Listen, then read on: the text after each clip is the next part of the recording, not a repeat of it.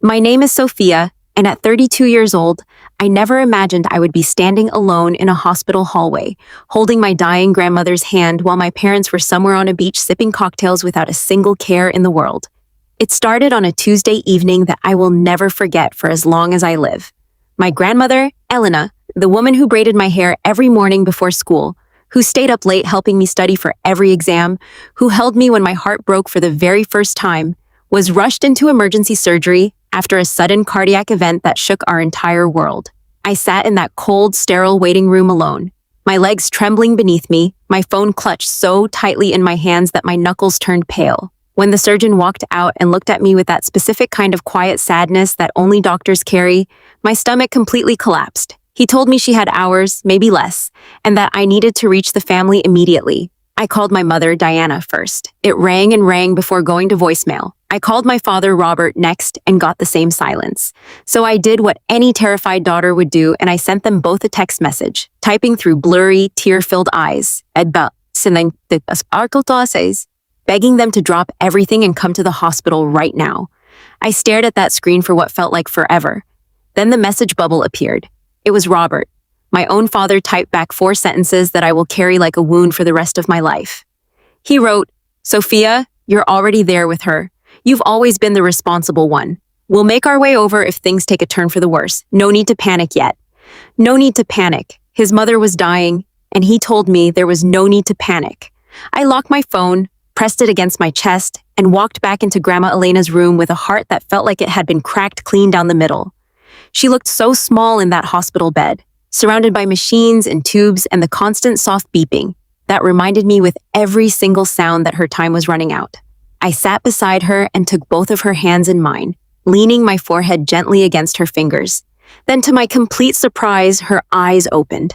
Clear, fully present, looking right at me with a warmth that no amount of medication could dim. "Is Robert coming, my love?" she asked, her voice barely more than a whisper. I wanted so desperately to lie to her in that moment. I wanted to tell her, yes, they're on their way, they'll be here any minute. But Elena had never lied to me in 60 years of loving me, and I could not bring myself to disrespect her final hours with a false comfort she didn't deserve. So I gently showed her the message. She read it slowly, and then she did something that broke me completely. She laughed. Not a bitter laugh. A tired, knowing laugh. The kind that comes from someone who has finally stopped being surprised by a truth they have quietly understood for a very long time. She squeezed my hands and pulled me closer. "Sophia," she said, her voice steady despite everything, "I have been preparing for this moment for longer than you know. I need your help with one final thing." She asked me to take out my phone, open the camera, and press record. She wanted to look directly into the lens and speak the truth she had been protecting people from for years. With trembling hands and a shaking heart, I did exactly what she asked. She spoke for 11 minutes. She spoke clearly, calmly, and with the quiet authority of a woman who had nothing left to lose and everything left to say. She passed away 3 hours later, holding only my hand, with the room completely silent except for the sound of my quiet crying. I am 28 days away from that night as I tell you this, and I still sometimes wake up reaching for my phone to call her before I remember. The funeral was held on a gray Saturday morning at the church she had attended for over 40 years. I arrived early to sit with her in the quiet before the chaos began.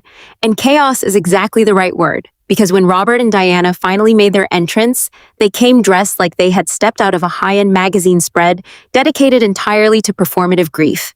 My mother wore a floor-length black dress with a delicate veil, holding a folded handkerchief to her eyes that I never once saw actually absorb a single real tear. My father walked with his hand pressed to his chest like the weight of loss was physically crushing him. People reached for them. People hugged them. People said how terrible it must be to lose a mother like Elena. I sat in the front row and said absolutely nothing. During the intermission, my father found me alone near the side entrance of the church. He didn't ask how I was doing. He didn't ask if I had eaten or slept or survived the last week in one piece. He looked over both shoulders first, then leaned in and spoke in a low, clipped voice. He said he assumed Grandma Elena had left the house and her accounts to him as her only living child, and he wanted to know where the estate documents were being held so he and my mother could review the numbers before the formal reading. He stood there looking at me like this was a completely reasonable conversation to have at his mother's funeral, 40 minutes after her coffin had been carried into the building. I looked at him for a long moment. Then I smiled, turned around, and walked back to my seat. The service continued beautifully until the very end, when the pastor stepped forward holding a sealed envelope that Elena's attorney had personally delivered to the church the previous morning. He announced that Elena had left explicit instructions for it to be opened and read aloud to every person present before her burial. The room went completely still. He broke the seal and began reading her words, and the very first paragraph named Robert by name and asked the congregation not to allow him to perform grief he had not earned. I watched my father's face go from confused to pale to completely stone still in the span of about 4 seconds. My mother grabbed his arm.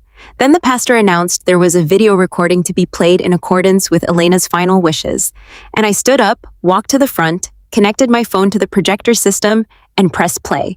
The moment Grandma Elena's face filled that screen, the entire church went silent in a way I had never experienced before.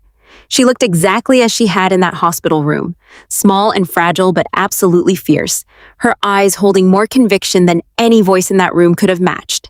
She spoke directly into the camera. She described the night she lay dying. She held up a printed copy of Robert's text message for the camera to read. She talked quietly and steadily about 30 years of being treated like a convenience rather than a mother, about holidays canceled last minute, about medical appointments she attended alone, about birthday calls that never came.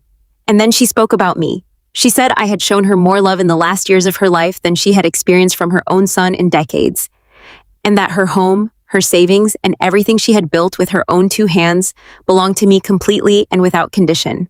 She did leave something for Robert and Diana, a downtown commercial property that sounded, on the surface, like a significant asset. I watched my father's expression shift into something resembling relief, right before Elena's voice continued and explained that the property carried more than $280,000 in outstanding back taxes, was mortgaged beyond its current value, and had been cited by the city for structural violations requiring immediate and expensive remediation. She had left them the debt, every single dollar of it, legally bound and fully documented. The screen went dark. My father stood up so fast his chair scraped loudly across the old church floor. He grabbed my mother's hand and they walked out of that building without looking at a single person, without saying a word to me, without even pausing at the door. I watched them leave and I felt something I hadn't expected to feel in that moment. I felt peaceful. That was 4 months ago now.